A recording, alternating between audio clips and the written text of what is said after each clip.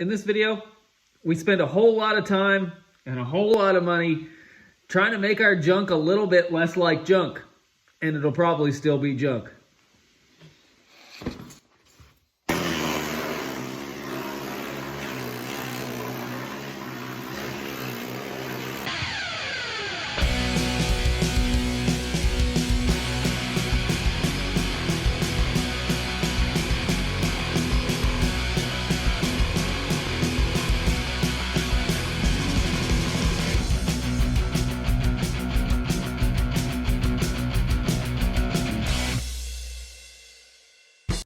We're grinding welds flat now.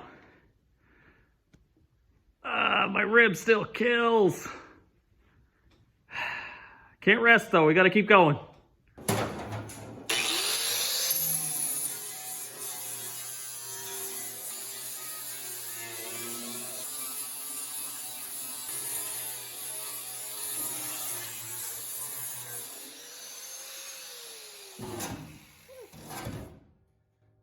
This sucks. That's not very much fun.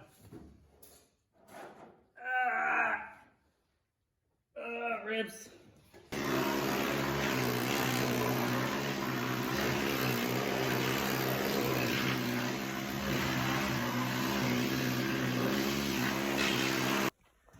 And there you go. I mean, it doesn't look like much. It doesn't look like an improvement, but there was all kinds of like caked on, just years of old dried mud and undercoating and whatever else. And just the inside of the passenger side wheel arch, if you can't tell. But we got a bit of crust to fix up. And I think like we need to cut some of this stuff out to fit the wheels I want to fit in anyway. But I'm gonna just wire wheel the inside of this, get it a little bit cleaner so we can cut and weld. But you know, it's not terrible.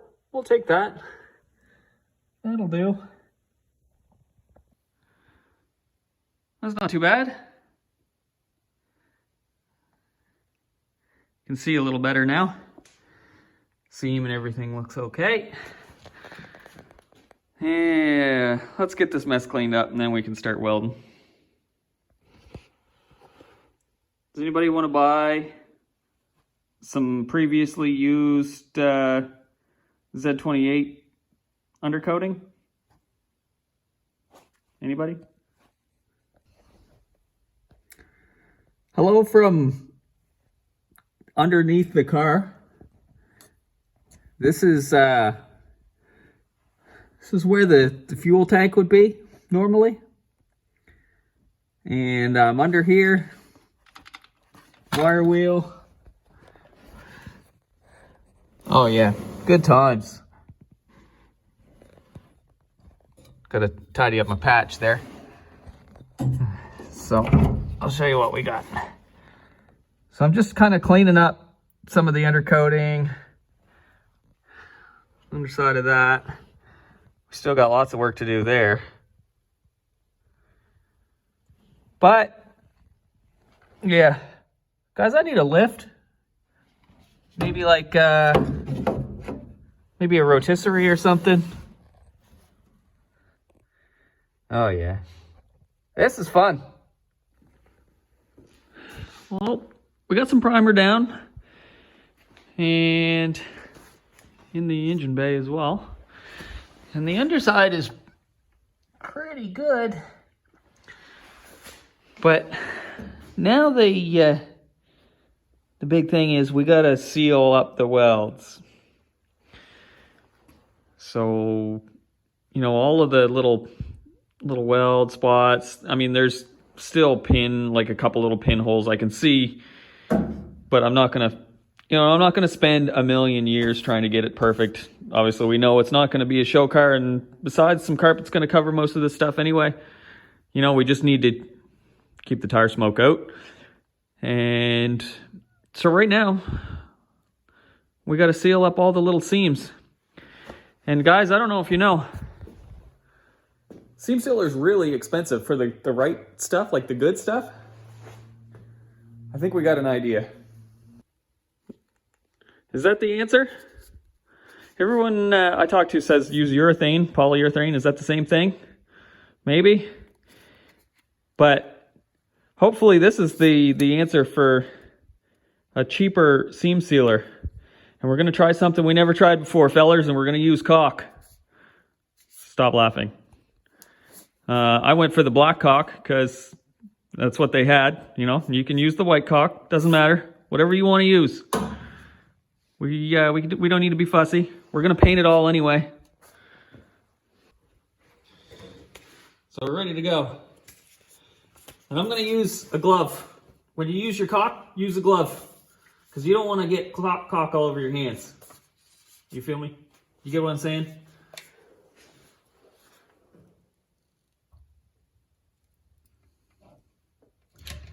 And the reason I want to get this down fairly quick is it's like reasonable out today. Reasonable for Nova Scotia means it's, you know, it's above 0 today.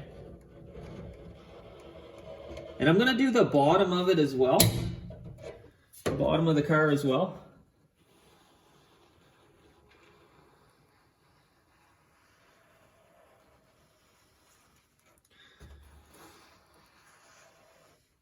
We can be a little messy with it. Doesn't really matter. We just need to keep the stuff out. The water and the tire smoke. I think I got most of the little spots. Looking like a bit of a patchwork, but you can see all the patches now. And up there where it connects to the firewall. Whew. Let's get over there. And you got to push the, you really got to work the caulk into the little creases just so you get a better result. Push it right in there. Just make sure you just work it in.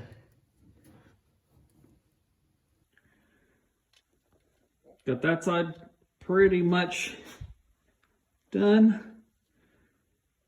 And now we can move to the underside. Sweet. Don't mind all of that. That'll be fine.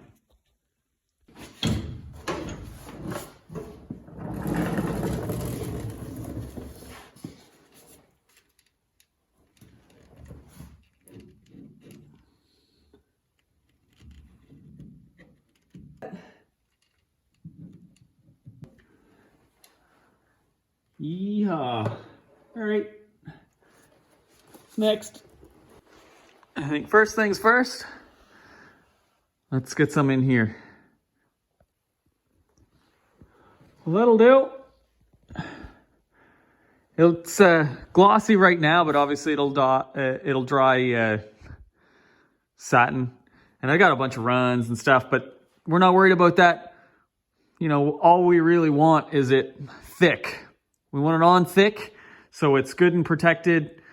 Nice heavy coat, you know, it'll protect against chips and whatnot. You know, obviously we're gonna be in here. I still got some fabricating to do. I got to cut in the firewall for the steering shaft and holes for wiring and stuff to go through.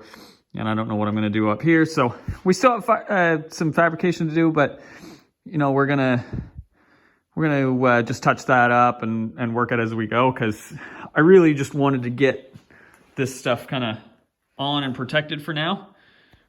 And I missed a couple spots, but we'll go back through some of the stuff. I got to get underneath, and obviously I still got to do this stuff and in the floor pans and everything, but whew, it's a lot of work. Get arm pump from doing this shit. So that's all flattened out pretty good. I've been busy. Whew. Just did underneath. And I got the other side there. Let me see, I did the control arms just because I got stuff coming for those to build our weight jacks and stuff. May as well get in here, I guess. Let's make it happen.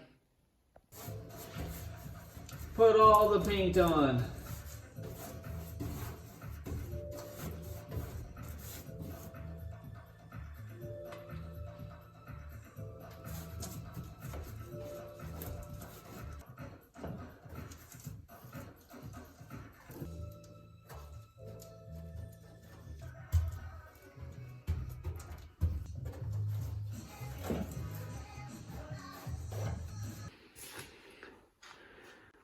That's it with a bit of paint. Keep in mind that I'm going to work the trans tunnel because it's set up for an auto right now, and I don't know where any of that's going to sit. We can take care of that later. But feels good to get some paint on it. Obviously, it's the same satin as the other stuff, so it'll flatten out a little bit, but something on there anyway. Carpet will cover most of that, but nice to get some protection on there.